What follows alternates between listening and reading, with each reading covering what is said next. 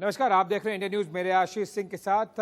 सबसे पहले कानपुर शूटआउट के जिस गैंगस्टर विकास दुबे को 7 राज्यों की पुलिस 7 दिनों से दिन रात खोज रही थी, वो मध्य प्रदेश के उज्जैन में महाकाल के दर्शन करता मिला हुआ, जहां उसे पुलिस ने गिरफ्तार कर लिया। लेकिन ये गिरफ्तारी थी या सोचा समझा सरेंडर, इसको लेकर अब राजनीति शुरू हो गई है, क्योंकि सवाल इस बात का है कि कहीं ये गिरफ्तारी फिक्स सरेंडर तो नहीं।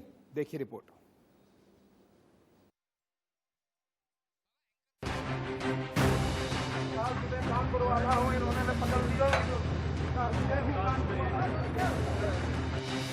ठीक पहचाना, ये विकास दुबे है, वही कानपुर वाला विकास दुबे, जिसने बिकरू गांव में 2 जुलाई की रात 8 पुलिस वालों को रात के अंधेरे में गोलियों से भून दिया था और फरार हो गया। ये वही खूंखार दरिंदा है जिसे यूपी की पुलिस पिछले 7 दिन से 7 राज्यों की पुलिस के साथ मिलकर दिन रात तलाश कर रही थी। वो उज्जैन के महाकाल मंदिर में दर्शन करता हुआ मिला।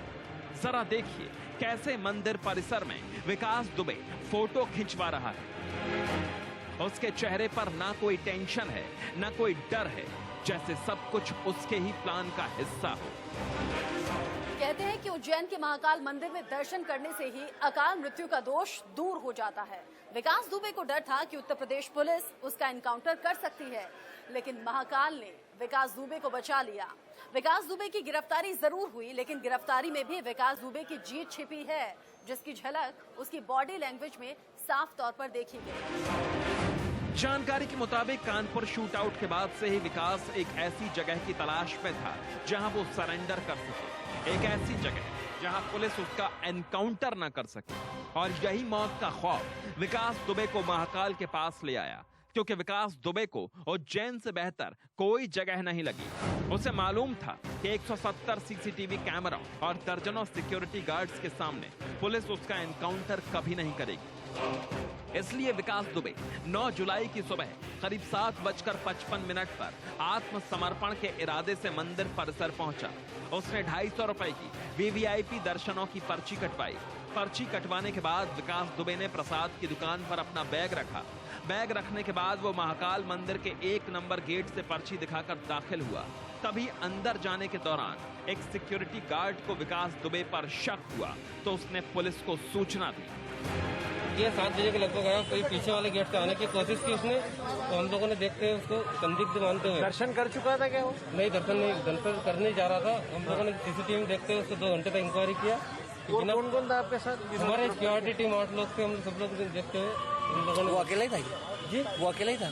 जी हाँ, वो 2-3 लोग थे, पर शायद पता नहीं चल पाया, अकेला पकड़ में आया। उनको पकड़ के अभी पुलिस कस्टडी में रखा गया है, उन लोगों की इंक्वायरी की जा रही है। तब तक विकास दुबे मंदिर परिसर में टहलता रहा, फोटो खींचता रहा, अपने मोबाइल से वीडियो बनाता रहा। तभी एसपी मनोज सिंह अपने साथियों के साथ मंदिर पहुंचे और जैसे ही विकास दुबे की पहचान के लिए सीसीटीवी फुटेज देखे, तो विकास आराम से मंदिर प्रांगण में घूमता नजर आया, जैसे वो खुद पुलिस का इंतजार कर रहा हो। पुलिस उसकी लोकेशन देखकर मंदिर के अंदर दाखिल हुई और उसे हिरासत में ले लिया। ये करीब 9:55 का वक्त था। तभी विकास दुबे मंदिर परिसर में ही जोर जोर से चिल्लाने लगा, मैं विकास दुबे हूँ, कानपुर वाला। विकास दुबे कानपुर वाला हूँ, इन्होंने पकड़ लिया। और एक सोची समझी रणनीति के तहत विकास ने अपनी गिरफ्तारी की बात वायरल कर दी। विकास की गिरफ्तारी मध्य प्रदेश पुलिस ने की थी, तो शिवराज सरकार ने इसका श्रेय लेने में 1 सेकंड भी नहीं लगाया। हमारी पुलिस छोड़ती नहीं है किसी को भी, और विकास को भी पकड़ा है और गिरफ्तार कर लिया है, हमारी कस्टडी में है वो। सर, क्या खबर मिली, कैसे ये पूरा ऑपरेशन हुआ? अब इंटेलिजेंस की बातें सीधी नहीं बताना चाहिए अभी फिलहाल, उसके मर्म तक पहुंचने के बाद बताएंगे। मैं अभी सिर्फ इतना बता रहा हूं कि हमने गिरफ्तार किया है, हमारी कस्टडी में। 7 दिन की कड़ी मशक्कत के बाद विकास दुबे पुलिस की गिरफ्त में, लेकिन इस गिरफ्तारी को लेकर राजनीति शुरू हो गई है। विपक्ष की माने तो ये गिरफ्तारी फिक्स सरेंडर है, जिसका जवाब न यूपी पुलिस से देता बन रहा है और ना ही योगी सरकार से। Bureau report, India news.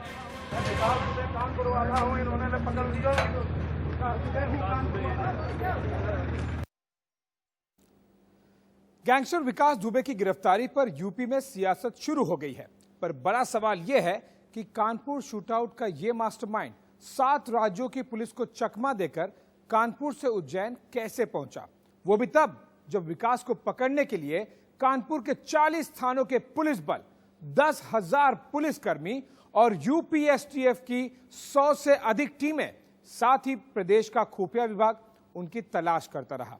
लेकिन इस सबको गच्चा देकर वो मध्य प्रदेश भाग निकला और फिर बड़ी आसानी से पुलिस की गिरफ्त में आ गया।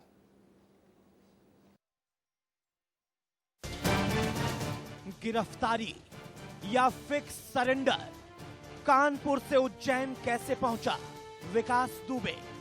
कौन कर रहा था विकास का विकास? विकास की गिरफ्तारी, पुलिस का सरेंडर। ठीक 154 घंटों के बाद विकास दुबे को मध्य प्रदेश की पुलिस ने गिरफ्तार कर लिया, लेकिन इस पूरे प्रकरण में यूपी पुलिस हाथ मलती रह गई। उसके सुरक्षा का चक्र इतना कमजोर निकला जिसे न सिर्फ विकास ने भेदा, बल्कि ऐसा भेदा कि पुलिस को खबर ही नहीं लगी कि वो कब कानपुर से फरीदाबाद पहुंचा और फिर कैसे उज्जैन पहुंच गया। विकास दुबे को पकड़ने के लिए उत्तर प्रदेश, हरियाणा, उत्तराखंड, दिल्ली और मध्य प्रदेश में अलर्ट जारी किया गया था, लेकिन विकास इतना शातिर निकला कि वो 7 दिनों तक 7 राज्यों की पुलिस को गुमराह करता रहा। विकास को पकड़ने के लिए 10,000 पुलिस बल, साथ ही 40 थानों की पुलिस, उसके अलावा एसटीएफ की 100 टीमें लगी रही, लेकिन विकास इन सबको गच्चा देकर भाग गया। आपको बता दें कि पूरा खुफिया तंत्र उसकी तलाश नहीं कर पाया, लेकिन विकास मध्य प्रदेश निकल गया। सबसे मजे की बात यह है कि उसके बाद बड़ी आसानी से विकास पुलिस की गिरफ्त में आ गया।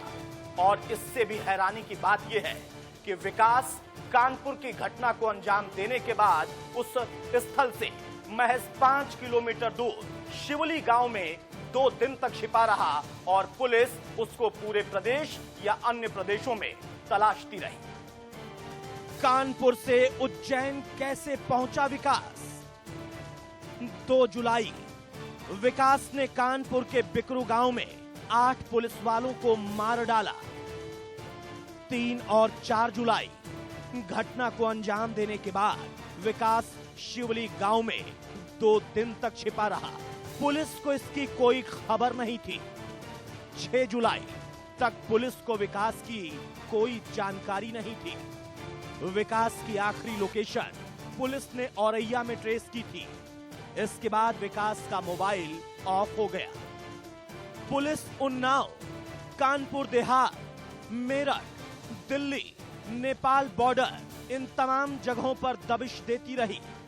7 जुलाई को विकास का फरीदाबाद में पहला सीसीटीवी फुटेज सामने आया था। फरीदाबाद में विकास एक होटल में ठहरा था, पर पुलिस के पहुंचने से पहले विकास फुर्र हो गया। 7 जुलाई को विकास फरीदाबाद से दिल्ली आया। 8 जुलाई को विकास दिल्ली से राजस्थान गया। 9 जुलाई को जयपुर से धौलपुर होते हुए विकास मध्य प्रदेश के उज्जैन पहुंचा। वहीं इन सबके बीच कई सवाल खड़े हो रहे हैं कि फरीदाबाद से उज्जैन पहुंचने के लिए उसने 750 किलोमीटर का सफर तय किया। सूत्रों से मिली जानकारी के अनुसार विकास सड़क मार्ग के जरिए ही उज्जैन पहुंचा। ऐसे में सवाल है कि तमाम इंटेलिजेंस एजेंसियां क्या कर रही थीं? क्यों किसी को भनक नहीं लगी? और इतना सफर तय करने में किसने गैंगस्टर विकास दुबे की मदद की थी? Bureau report, India news. इस रिपोर्ट के बाद अब इसी खबर से जुड़ी एक ब्रेकिंग न्यूज आ रही है। पुलिस पूछताछ में गैंगस्टर का खुलासा। विकास दुबे ने बताया है कि महाकाल आने का राज अकाल मौत से बचने के लिए वो महाकाल आया था। और विकास यहां आने से अकाल मृत्यु से मुक्ति मिलती है, इस सोच के साथ वो उज्जैन के महाकाल मंदिर आया था। इसी पर ज्यादा जानकारी के लिए हमारे साथ दो हमारे संवाददाता जुड़ रहे हैं और जो दोनों ग्राउंड जहां पर एक्टिविटीज हो रही है, पहला कानपुर, दूसरा उज्जैन। जी हां, उज्जैन से हमारे साथ जुड़ गए हैं एहतियाब शेख और कानपुर से हमारे साथ में हैं खुर्रम निजामी।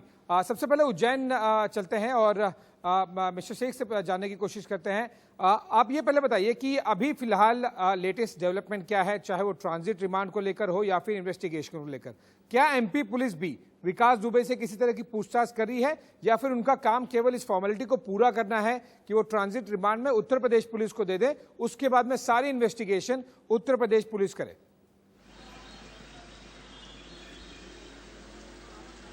देखिए, जहां तक मध्य प्रदेश पुलिस की बात की जाती है तो निश्चित रूप से यह कहा जा सकता है तकरीबन 10:15 बजे से लेके अब तक मध्य प्रदेश पुलिस के आला अधिकारी मुसलसल लगातार पूछताछ कर रहे हैं विकास दुबे से। विकास दुबे के हर उस पॉइंट्स के ऊपर ये कहा जाए कड़ी सख्ती के साथ में पूछताछ की जा रही है। जाहिर सी बात है, बहुत सारी चीजें ये कहा जाए कि सूत्रों के हवाले से अभी बाहर आ रही है, क्योंकि पुलिस अभी ऑफिशियली इस पूरे मामले के अंदर कोई भी ये कहा जाए कि वर्जन नहीं दिया है। पुलिस अभी इस मामले में बोलने से बच रही है, लेकिन जाहिर सी बात है कई सारी जो खबरें आ रही है, जिस तरीके से वो कैसे मध्य प्रदेश पहुंचा, कैसे वो महाकालेश्वर मंदिर के अंदर पहुंचा, यहाँ के उसके जो लोकल एड्स हैं, ये भी बताया जा रहा है कि उसका एक लोकल एड है जो कि एक शराब कंपनी के अंदर मैनेजर है, उसको भी पुलिस ने हिरासत में लिया है। साथ ही कुछ 4 लोग और है, या टोटल 5 लोग उज्जैन से ये कहा जाए कि डिटेन किए गए हैं, जिनसे पूछताछ लगातार चल रही है।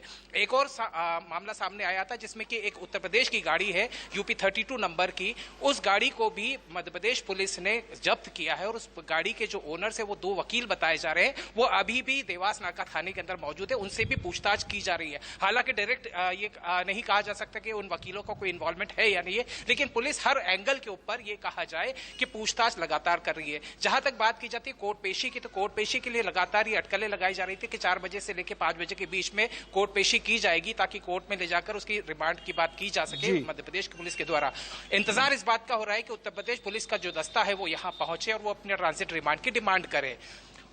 वीडियो कॉन्फ्रेंसिंग के जरिए भी ये कहा जा रहा था कि उसकी पेशी की जा सकती है, लेकिन अभी तक जो मुझे जानकारी मिली है वो ये है कि अभी तक कोर्ट में पेशी विकास दुबे की नहीं हुई है। यानी जाहिर सी बात है विकास दुबे अभी उसी स्थान पर मौजूद है जहां उसके साथ में पूछताछ लगातार चल रही है।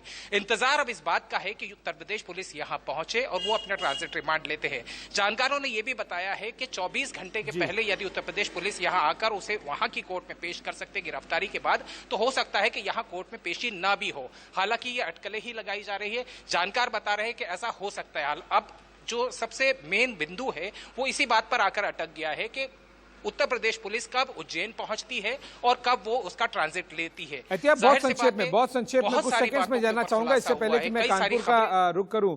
उत्तर प्रदेश पुलिस की टीम वहां पर कब तक पहुंचेगी? क्या वो देर शाम या फिर रात तक पहुंचेगी या कल पहुंचेगी? इस बारे में कोई जानकारी मिल पाई है? बहुत संक्षेप में।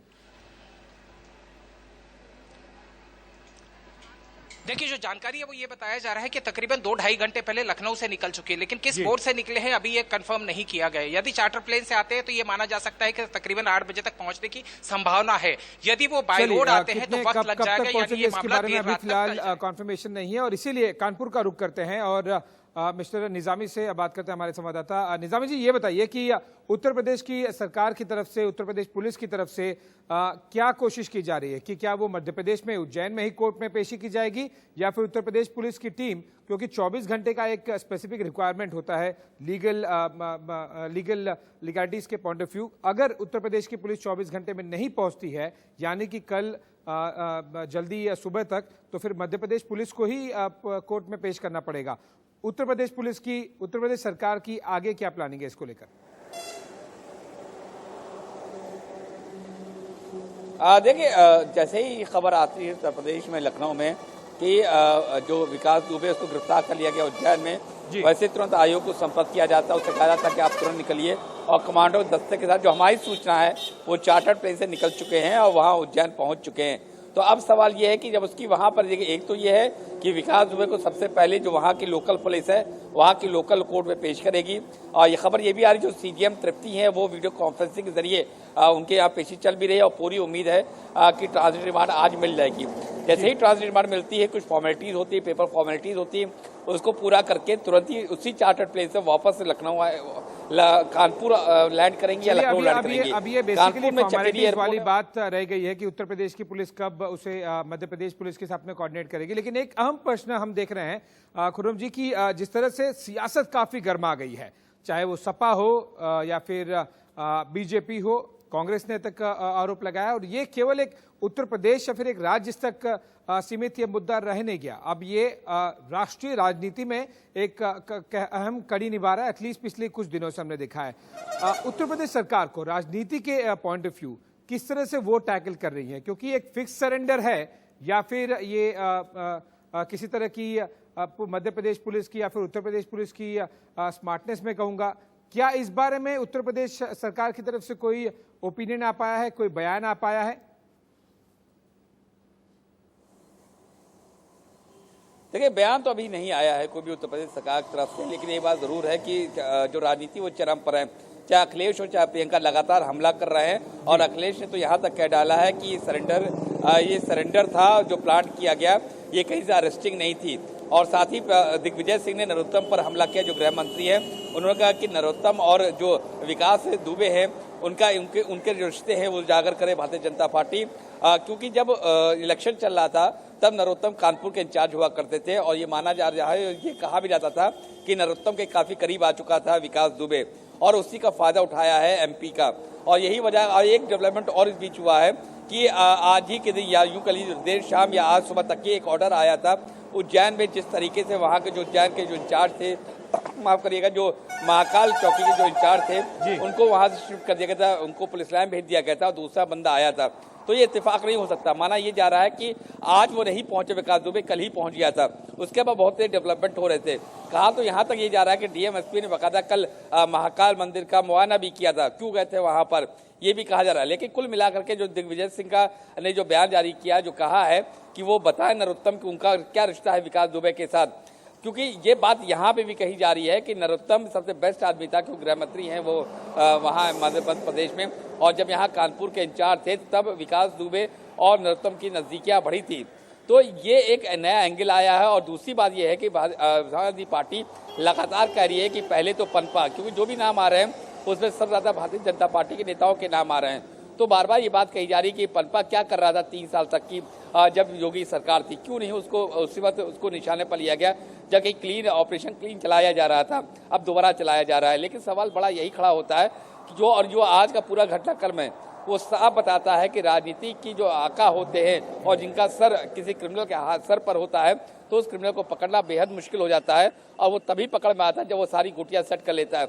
यानी कि उसको मालूम था विकास दुबे को कि अगर यूपी में अगर सरेंडर करता है और या पकड़ में आता है तो फिर उसका हाल बहुत बुरा हो सकता है। यही वजह है सारे हमने देखा है कि चाहे वो तस्वीरें हो या फिर बयानबाजी हो, चाहे वो सपा हो भाजपा हो, दोनों के ही लीडर्स के साथ में किसी न किसी तरह की तस्वीरें या फिर कनेक्शंस निकल के सामने आ रहा है। काफी रोचक होगा आगे इन्वेस्टिगेशन करना और साथ ही साथ किस तरह से विकास दुबे किन किन राजनेताओं के किन किन पार्टियों के नाम लेता है। आप दोनों का बहुत बहुत शुक्रिया, आप नजर बनाए रखिएगा दोनों ग्राउंड रिपोर्ट पर, चाहे वो कानपुर हो या फिर उज्जैन, आपके पास आते रहेंगे हम और अपडेट्स के लिए। फिलहाल वक्त चला है एक छोटे से ब्रेक का, ब्रेक के बाद में भी खबरों का सिलसिला जारी रहेगा। बने रहिए इंडिया न्यूज के साथ।